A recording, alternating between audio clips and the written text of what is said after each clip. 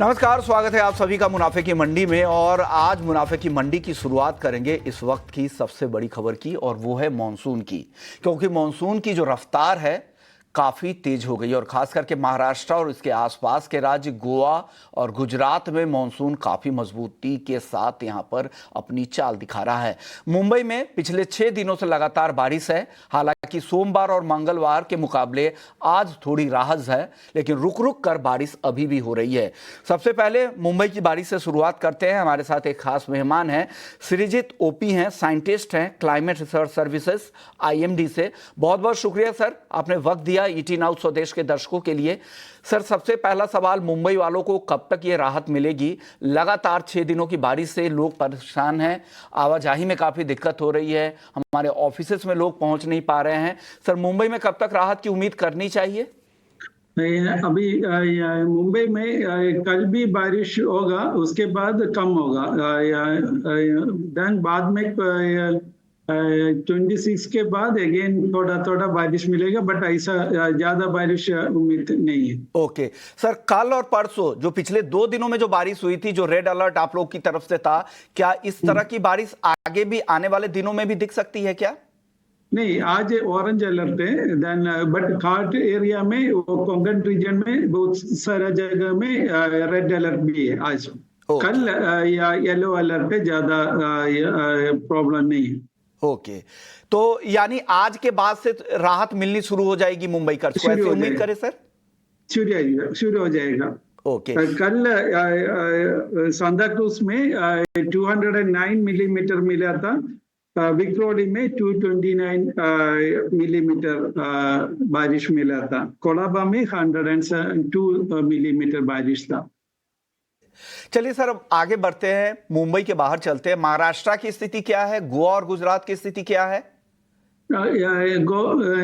अभी मानसून का स्थिति नॉर्मल बारिश है बहुत सारा जगह में। हम एबो नॉर्मल बारिश पूर्वानुमान दिया था, वो बहुत सारा जगह में सब डिवीजन में एबो नॉर्मल रेनफॉल है। कंट्री ऐसे होल देखा है तो अभी 2% ज्यादा बारिश है। अभी वो किसके लिए बहुत 106 था, बट जुलाई एंड में अभी जो अगस्त फर्स्ट 2 वीक में बारिश बहुत सेंट्रल इंडिया में बहुत कम था, बट हमको वो नॉर्थ वेस्ट इंडिया में यूपी हिमाचल वो रीजन में अच्छा बारिश मिला था। वो नॉर्थ ईस्ट में भी अच्छा बारिश मिला था अगस्त में। अभी आने वाले दिनों में अच्छा बारिश होगा। देन हमारा पूर्वानुमान के अनुसार अगस्त में हम नॉर्मल बारिश एक्सपेक्ट किया था, वो हो जाएगा। ओके, चलिए देश के बाकी हिस्सों की सर बात कर लेते हैं। राजस्थान में अब तक सामान्य से 39% ज्यादा बारिश हुई है, क्योंकि ये मेजर बेल्ट है खेती के लिए। महाराष्ट्र की बात करें तो डेफिसिट पूरी तरह से खत्म हो गई है। इस हफ्ते की बारिश ने जो -10% डेफिसिट थी, वो अब सरप्लस में आ चुका है। और बाकी राज्यों में MP देखिए 22% का सरप्लस है, यहां पर भी अच्छी बारिश हुई है। लेकिन यूपी 1% का सरप्लस है, लेकिन बिहार की डेफिसिट अभी भी -26% है। यानी ईस्ट और नॉर्थ ईस्ट ये ऐसे पॉकेट्स है जहां अब तक कम बारिश हुई है। इस पॉकेट में सिर्फ एक वेस्ट बंगाल और झारखंड, यहां ही अच्छी बारिश हुई है, बाकी सारे इलाके डेफिसिट में दिख रहे हैं। सर, इन इलाकों की तस्वीर आगे कैसी दिख रही है? वो हमारे बिहार नॉर्थ ईस्ट में हमको कम बारिश मिलेगा, दूसरे जगह में अच्छा बारिश मिलेगा।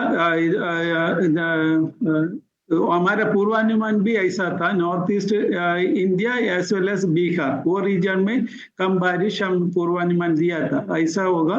बाकी जगह में हमको अच्छा बारिश मिलेगा। आखिरी सवाल, सितंबर में भी अच्छा बारिश होगा। ओके, आखिरी सवाल सर अब आपसे ये होगा कि सितंबर को लेकर आप लोगों का क्या अनुमान है? क्या अगस्त की बारिश के बाद सितंबर में भी ये रफ्तार बनी रहेगी क्या? सितंबर में हम अगस्त एंड में हम पूर्वानुमान दे देगा। एज पर हमारे एक्सपेरिमेंटल फोरकास्ट के अनुसार हमको अच्छा बारिश सितंबर में भी मिलेगा। एबो नॉर्मल रेनफॉल होने का संभावना है। ओके, शुक्रिया सर, आपने वक्त निकाला, हमारे दर्शकों को बताया, और बहुत सारे हमारे किसान भी दर्शक हैं, उनको भी आपकी एडवाइस से मदद मिलेगी, आपके अनुमान से मदद मिलेगी। शुक्रिया sir, thank you so much sir. Thank you. चलिए आगे बढ़ते हैं और अब बात कर लेते हैं वायदा बाजार की। हमारे साथ दो और मेहमान हैं, उनसे अब चर्चा शुरू करते हैं। नवनीत दमानी हैं मोतीलाल ओसवाल से, और दिनेश सोमानी हैं प्रो इंटेली ट्रेड सर्विसेज से। आप दोनों मेहमानों का भी बहुत बहुत शुक्रिया, आप लोगों ने वक्त निकाला है। आज शुरुआत चांदी से करेंगे, क्योंकि चांदी हफ्ते भर में 3.5% से ज्यादा टूट चुकी है। अभी भाव है 1,10,900 रुपए के करीब। सोमानी जी, चांदी काफी नीचे आई है, क्या वक्त आ चुका है खरीदारी करने का, या और इंतजार कर ले? जी बिल्कुल, ऊपर के लेवल से देखते तो करीब 5,500 रुपया नीचे ट्रेड कर रहा है, और मुझे लगता है पुल बैक रैली इसमें निश्चित तौर से ड्यू है। 1,10,450 से बहुत बढ़िया सपोर्ट जोन है। 1,10,600 650 के आसपास की अगर सिल्वर आती है तो एक बार वहां बाइंग निकल कर आ सकती है। बट इंट्राडे के लिहाज से मुझे लगता है कि 1,11,500 के आसपास का लेवल है जहां पर अपना प्रॉफिट बुक करना चाहिए। डाउनसाइड 1,10,200 का स्टॉप लॉस मेंटेन करे। ओवरऑल ट्रेंड तो कोई खराब अभी हुआ नहीं है मोस्टली, एज लॉन्ग एज 1,09,000 का लेवल होल्ड करता है, मेरे हिसाब से अपसाइड बिल्कुल उसमें इंटैक्ट है। ओके, आप बताइए नवनीत जी, आपको चांदी कैसी दिख रही है? यहां से करंट लेवल पे खरीदना चाहिए क्या? मैं एग्री करता हूँ दिनेश जी के साथ में, और मुझे भी लगता है कि चांदी में एक अच्छा खासा फॉल हम देख चुके हैं, और 1,10,000 के आसपास काफी अच्छे सपोर्ट्स है। इसको तोड़ के ब्रीच करना थोड़ा सा डिफिकल्ट होगा, तो यहाँ पे बाय की स्ट्रेटेजी है, बाय का एक रिबाउंड खेलने की पॉसिबिलिटी आपको बनाना चाहिए। लगभग 1,10,500 के आसपास बाय की स्ट्रेटेजी रहेगी। 1,09,800 का स्टॉप लॉस रहेगा, और रिबाउंड में करीब करीब 1,000 से 1,200 पॉइंट का आपको तेजी देखने मिल सकता है। तो 1,09,800 ये स्टॉप लॉस है, उसका ध्यान रखिएगा।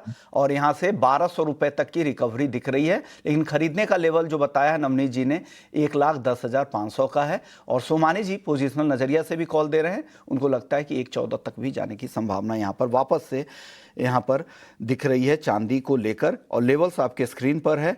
1,11,400 के टारगेट है सोमानी जी के। 1,10,650 पे बाइंग लेवल है। एसएल है 1,10,200 का। तो लेवल्स आप नोट कर ले, जो भी आपको दिखाया गया, बिना स्टॉप लॉस के ट्रेड ना करें। गोल्ड की बात करते हैं। सोमानी जी, गोल्ड कैसा दिख रहा है? गोल्ड भी कमजोर हुआ है, 98,600 के आसपास आ चुका है, और नीचे आ सकता है क्या सोना?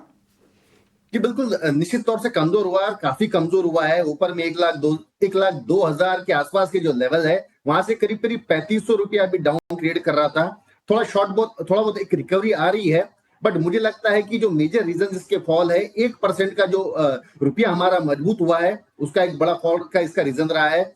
सेकेंडली, ये बहुत ज्यादा कुछ संभावनाएं जताई जा रही है कि सितंबर में करीब करीब 0.50 बेसिस पॉइंट का रेट कट होने की पूरी संभावना यूएस में, उसके चलते इसमें निरंतर गिरावट हमें देखने मिल रही है। और साथ ही साथ जो इंटरनेशनल लेवल पे खबरें चल रही है, जो बैठकें हो रही है, वो यह दर्शाती है कहीं ना कहीं कि शांति का माहौल जरूर बन सकता है। इन सब कारणों को मद्देनजर रखते हुए यहाँ पर इसमें गिरावट आई है। मेरे हिसाब से थोड़ा गोल्ड कमजोर लग रहा है सिल्वर के मुकाबले।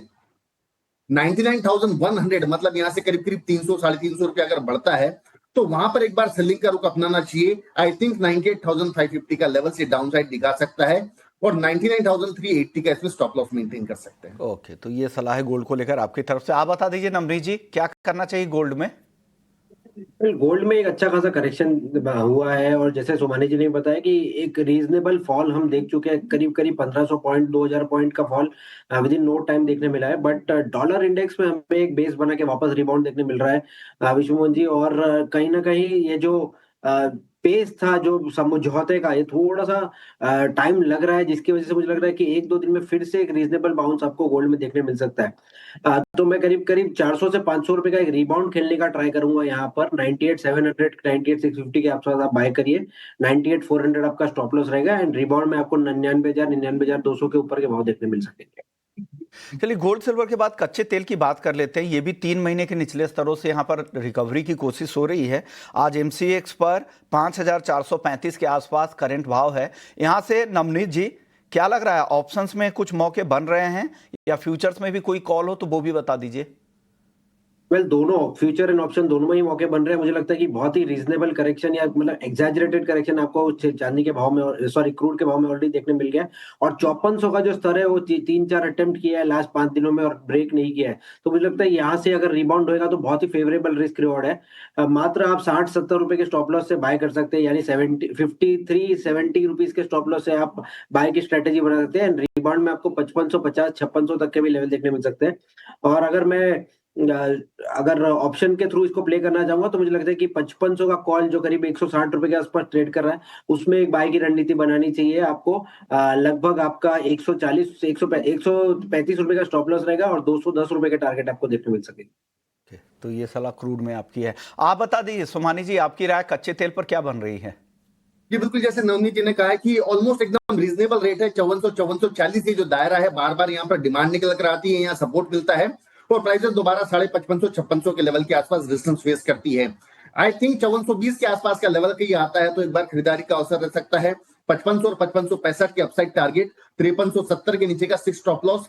जो कि अगर ऑप्शन में ट्रेड करना चाहता है तो मेरे लिए यहाँ से 5400 की कॉल, यहाँ से 20 रुपया अगर नीचे आती है, मतलब 200 से अंदर कहीं अगर आती है तो लेने का रेट रहेगा 170 की स्टॉप लॉस, 260 का लक्ष्य।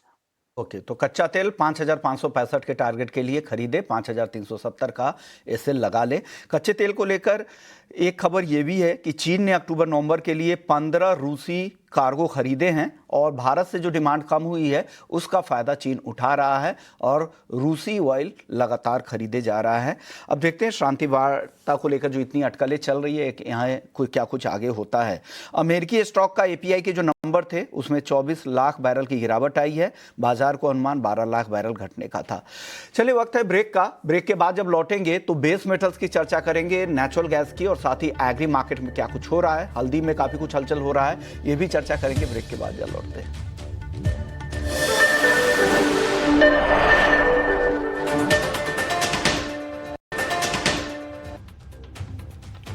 ब्रेक के बाद आपका स्वागत है और आप देख रहे हैं मुनाफे की मंडी। अब बात कर लेते हैं बेस मेटल्स की। बेस मेटल्स की चाल अगर आप देखें तो कॉपर जहां पर आज गिरावट दिख रही है 871 के आसपास है।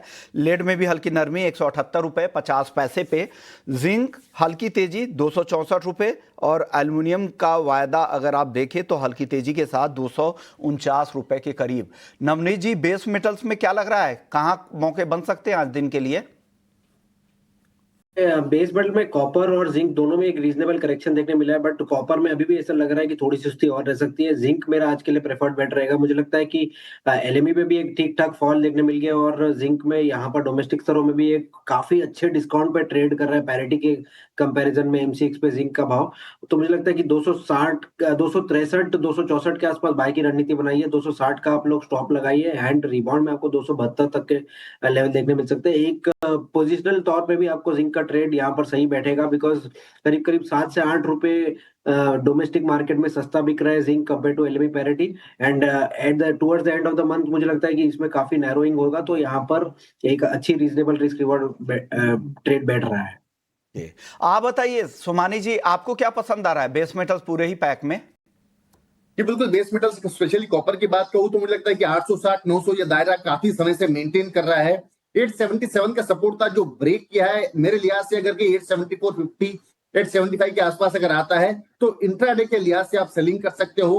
867 864 का डाउनसाइड टारगेट देखने मिल सकता है और 881 का इसमें स्टॉप लॉस मेंटेन करे। जो एक गिरावट आई है मुझे लगता है आज के इवनिंग सेशन तक एक बार दोबारा एक्सटेंड हो सकती है और वहां पर जो है 860 864 के आसपास इसमें फ्रेश बाइंग निकल कर आ सकती है। नेचुरल गैस सोमानी जी कैसा दिख रहा है यहाँ पर? एनजी आज सपाट है 250 रुपए पर। करंट भाव पर क्या करना चाहिए एनजी में? एनजी मुझे लगता है कि अब ऊपरी लेवल से काफी बड़ा करेक्टिव फेज इसमें ऑलरेडी आ चुका है। 237 37.5 का एक अच्छा सपोर्ट है, यहाँ पर एरिया है। यहाँ पे जहां डिमांड निकल कर आती है बार बार, आई थिंक 237 अराउंड बाय करना चाहिए 252 के लक्ष्य के लिए। 230 का इसमें स्टॉप लॉस मेंटेन कर सकते हैं। ओके, आप बताइए नवनीत जी, आपको क्या लग रहा है? एनजी की चाल यहां से कैसी दिख रही है आपको? एनजी में भी एक ठीक ठाक करेक्शन हमने प्राइसेस में ऑलरेडी आते हुए देखा है और विस्मोहन जी करीब करीब 260-62 के स्तर से 240 तक गिरते हुए आया है। मुझे लगता है कि यहाँ पर भी एक रिबाउंड की पॉसिबिलिटी हो सकती है। रूपी का अप्रिसिएशन भी यहाँ पे थोड़ा सा थमता हुआ नजर आ रहा है। तो एक अगर रिबाउंड खेलना चाहे तो आप खेल सकते हैं मात्र 3 रुपए के स्टॉप लॉस से। 238 के नीचे स्टॉप लगाइए एंड 245 247 तक का आप रिबाउंड अगले दिनों में देख पाएंगे। ओके, तो ये नॉन एग्री मार्केट की पूरी चाल है। सर, रुपए में अच्छी रिकवरी दिखी थी, जिस तरह से कच्चे तेल के दामों में यहाँ पर नरमी आई है, और साथ ही जीएसटी को लेकर जिस तरह से रीस्ट्रक्चरिंग की तैयारी है, और इक्विटी मार्केट में भी अच्छी तेजी के बाद कल हमने देखा अच्छी रिकवरी, लेकिन आज फिर से कमजोरी है। 87 रुपये 10 पैसे पे है डॉलर के मुकाबले रुपया। नवनीत जी, क्या लग रहा है यूएसडी INR आगे की चाल? काफी अच्छा अप्रिसिएशन हम यूएसडी INR में ऑलरेडी देख चुके हैं। लगभग 88 के स्तर से ऑलमोस्ट 87 का स्तर छूते हुए नजर आया। यहाँ से जैसे मैंने आपको पहले भी बताया कि डॉलर इंडेक्स में एक रिबाउंड देखने मिला है हमको लास्ट करीब 24 घंटे में, जिसकी वजह से आज रुपये थोड़ा सा एक नेगेटिव बायस के साथ ट्रेड कर रहा है। बट ये शॉर्ट लिव्ड रहेगा, करीब 10-15 पैसा और ऊपर जाके वापस नीचे में पॉसिबली आपको 86.50 का स्तर रुपये में देखने मिल सकता है। तो एक रिबाउंड के बाद में यानी 87.20-25 के आसपास आके ये जो रैली है, ये जो बाउंस है, पॉज हो जाएगा और वापस हमें एक अप्रिसिएशन बाय 70 से 80 पैसे का देखने मिलेगा। तो रुपए में अभी भी जगह है थोड़ी अप्रिसिएशन की 86.50 तक। ओके, चलिए अब बढ़ते हैं आगे एग्री मार्केट की तरफ। ग्वार से शुरुआत करते हैं। सोमानी जी, ग्वार सीड ग्वारगम पिछले 2 सत्रों में हमने देखा अच्छी तेजी आई, आज सुस्ती दिख रही है। क्या रिपोर्ट है सर, ग्वार को क्या चाहिए, आगे क्या होगा ग्वार में? जी बिल्कुल, ग्वार में देखा जाए तो स्विंग काफी कम है और बरसात की भी वहां पे सख्त आवश्यकता है, तो इसी के चलते एक मोमेंटम निकल कर आया है और सेंटिमेंटल कमोडिटी है। 5200 पे बार बार सपोर्ट ले रही थी, 5200 के लेवल से बढ़कर अभी 5305 के आसपास आई है। आई थिंक थोड़ा बहुत करेक्टिव फेज आ सकता है दोबारा, 5240 5250 का लेवल कहीं मिलता है तो खरीदारी निकल कर आ सकती है। दोबारा मुझे लगता है कि 5340 5350 के लेवल्स देखने मिल सकते हैं और 5180 का इसमें स्टॉप लॉस मेंटेन करे। ओवरऑल अगर पूरा एनसीडेक्स स्पेस अगर देखें तो मौसम के अनुरूप चौतरफा हरियाली छाई है। A to Z सारी जो कमोडिटीज है ये हरे निशान पर ट्रेड कर रही है। ओके, जीरा और धनिया ये दोनों बताइए सर, ये दोनों भी आज तेज दिख रहे हैं, ये तेजी खरीदारी और आगे बढ़ेगी क्या? किसमें सर? ये जीरा और धनिया की मैं बात कर रहा हूं सर। जी बिल्कुल, जीरे में मैंने जैसे पहले भी कहा कि 18,800 का सपोर्ट बार बार ले रहा था ये, लेकिन 19,800 का रेजिस्टेंस है। आई थिंक 19,800 के आसपास जीरा थोड़ा सा थम सकता है, रुक सकता है। फिजिकल मार्केट में जो है ये काफी अच्छी डिमांड है और अराइवल जो है ये बिल्कुल सीमित दायरे में आ रही है। 6,000-7,000 बोरी की अराइवल जा रही है। साथ ही साथ जो एनसीडेक्स से गोडाउन में जो माल था वो काफी ज्यादा माल बाहर निकल चुका है, इसी के चलते एक बार ये तेजी बनकर आई है। जबकि धनिया अगर देखा जाए तो धनिया काफी ज्यादा स्ट्रांग है ऑन स्क्रीन ऑन चार्ट, और इसी के चलते जो है 7600 का सपोर्ट जो बार बार ले रहा था इसके नीचे जाने की इसकी संभावना कम लगती है। 8040 8140 मुझे लगता है ये अपसाइड धनिया दिखा सकता है। वही अगर हल्दी की बात करूं तो बड़े समय के बाद में 13,500 के लेवल्स के ऊपर सस्टेन कर रहा है। आई थिंक 13,340 13,350 के आसपास अगर हल्दी मिलती है तो यहाँ पर निश्चित तौर से खरीदारी करनी चाहिए। 14,000 के लेवल्स मुझे लगता है कि अगले हफ्ते तक ही क्रॉस करने की संभावना है। चलिए, जीरा धनिया के बाद हल्दी की बात करते हैं, जहां पर आज तेजी तो दिख रही है, पिछले 2 सत्रों से रिकवरी है। उससे पहले हमने देखा कि तेज गिरावट आई थी। जिस तरह से निज़ामाबाद के वेयरहाउस में माल खराब होने की खबर आई, उसके बाद सेंटीमेंट खराब हुआ है। उसके बाद महाराष्ट्र के भूमिपुत्र शेतकारी संगठन का किसानों के नाम संदेश जारी किया गया। वो संदेश क्या है, वो पक्ष भी देखना जरूरी है। उन्होंने कहा है कि महाराष्ट्र देश का 55% हल्दी का उत्पादन करता है। एनसीडीएक्स ने किसानों से सीधी खरीद कभी नहीं की। महाराष्ट्र में मराठवाड़ा विदर्भ में कोई भी एनसीडीएक्स का गोदाम या सेंटर नहीं खोला गया, जबकि ये लोग लगातार रिक्वेस्ट कर रहे थे, लेकिन कोई भी सेंटर नहीं खोला गया। ये कहना है भूमिपुत्र शेतकारी संगठन का। एनसीडीएक्स सिर्फ कारोबारियों के साथ मिलकर काम कर रहा है, ब्रोकर के साथ मिलकर काम कर रहा है, और हल्दी कम दाम में महाराष्ट्र से उठाकर निज़ामाबाद भेजी जाती है। और एनसीडीएक्स असल में यहाँ पर स्पेकुलेटर्स का प्लेटफॉर्म ज़्यादा बन गया है, ये इन्होंने कहा है। पिछले 2 साल से एक क्विंटल पर मंथली 5 से 10 हज़ार रुपये तक का उतार चढ़ाव देखने को मिला है, जो फंडामेंटल्स के विपरीत है। इस साल एक्सपोर्ट काफ़ी हो रहा है, स्टॉक कम है, फिर भी दाम गिराने की साजिश चल रही है। ये इस शेतकारी संगठन के जरिए ये लेटर सर्कुलेट हो रहा है। उन्हें भी प्लेटफॉर्म मिलना चाहिए, इसमें हमारी कोशिश थी कि उनकी बात भी रखी जाए। आप बताइए सर, हल्दी को लेकर नई जानकारी क्या है, नया डेवलपमेंट क्या हो रहे हैं सर? सोमानी जी। बिल्कुल, एनसीडीएक्स की टीम निजामाबाद गई थी, वहां पर काफी ज्यादा सैंपल्स भी उन्होंने निकाले हैं और उसकी जांच पूरी तरह से हो रही है। आई थिंक जांच का आउटकम का वेट करना चाहिए। साथ ही साथ जो वेयरहाउस के जो ओनर्स है वो भी जाकर वहां पे विश्लेषण कर रहे हैं। कुछ अगर धांधली निकल कर आती है तो निश्चित तौर से इस पर कोई कड़ी कार्रवाई करनी चाहिए। और इनकेस अगर कोई डिलीवरी लेता है और उसको रीचेकिंग करवाता है और वहां की धांधली मिलती है तो मुझे लगता है कि इस पर निश्चित तौर से बड़ी सख्त कदम उठाने चाहिए। बिल्कुल, उम्मीद करते हैं कि एक्सचेंज इस पर कड़ा रुख अपनाएगा और जल्द ऑडिट कराकर इसकी स्थिति साफ हो जाएगी कि उसमें कितना मिलावटी माल था, कौन से ऐसे लोग थे, कहां से आया हुआ था माल, तो ताकि आगे की स्थिति साफ हो और ये जो शोर शराबा चल रहा है इस पर भी विराम लगे। चलिए आगे बढ़ते हैं। शुक्रिया नवनीत जी आपका और साथ ही सोमानी जी आपका। जाने से पहले नवनीत जी कुछ डिस्क्लेमर देना चाहेंगे जो भी आपने राय दी हमारे दर्शकों को उस पर? मेरी कोई डेरिवेटिव पोजीशन नहीं है मार्केट में, बट घर में सोने चांदी का निवेश हम डेफिनेटली करते हैं। ओके, सोमानी जी आपके तरफ से डिस्क्लेमर क्या होगा? जी बिल्कुल, पर्सनल कोई पोजीशन नहीं होती है सर, लेकिन क्लाइंट्स के लिए रिकमेंडेशन जो भी यहाँ पर दी है उन्होंने क्लाइंट्स को भी सेम रिकमेंडेशन दे रखी है। ओके, शुक्रिया आप दोनों मेहमानों का। लेकिन जाने से पहले आपको बता दें कि निफ्टी 25,000 के ऊपर निकल गया है, डे हाई पे ट्रेड कर रहा है। अच्छी तेजी, अच्छा मोमेंटम, कल की जो तेजी थी आज भी जारी है। हालांकि आज बहुत तेजी नहीं है लेकिन कल की तेजी यहां पर कंटिन्यू होती दिख रही है। निफ्टी बैंक हालांकि अभी भी दबाव में है, निफ्टी बैंक में 230 अंकों की गिरावट है, लेकिन निफ्टी की तेजी फिर से यहां पर लौटी है। एक्शन पूरे ही बाजार में दिख रहा है। अगर ब्रॉडर मार्केट को अगर देखें तो यहां पर सपोर्ट कहां से मिल रहा है, तो आईटी आज तेज है। आईटी पर हम लगातार दबाव दिख रहे थे, लैगर्ड था 2025 में 23% तक टीसीएस और इन्फोसिस में गिरावट आई थी, लेकिन आज आईटी चल रहे हैं। टीसीएस 2% से ज़्यादा, 3% इन्फोसिस, इटर्नल, इसके अलावा विप्रो, टेक महिंद्रा, एनटीपीसी जैसे शेयरों में भी तेजी है। मेटल्स भी आज तेज है। चलिए इसी नोट पर इस शो को यहीं खत्म करेंगे। ब्रेक के बाद जब हम लौटेंगे तो आपके लिए एफएनओ जंक्शन लेकर आएंगे। चल लौटते हैं।